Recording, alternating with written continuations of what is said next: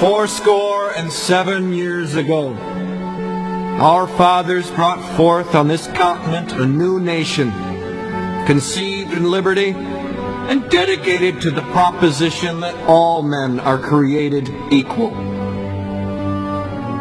Now we are engaged in a great civil war, testing whether that nation, or any nation so conceived and so dedicated, can long endure. We are met on a great battlefield of that war. We have come to dedicate a portion of that field as a final resting place for those who here gave their lives that that nation might live.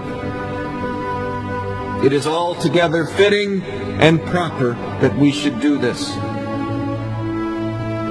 But in a larger sense, we cannot dedicate, we cannot consecrate, we cannot hallow this ground.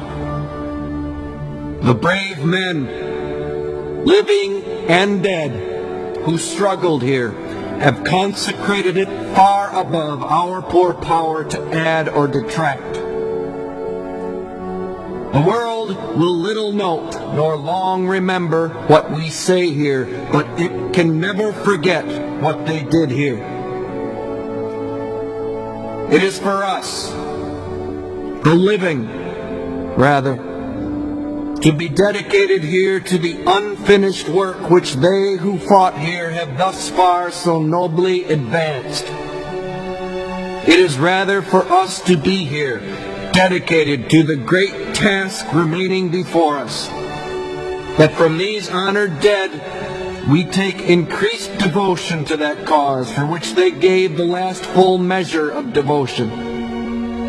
That we here highly resolve that these dead shall not have died in vain, that this nation, under God, shall have a new birth of freedom, and that government of the people, by the people, for the people, shall not perish from the earth.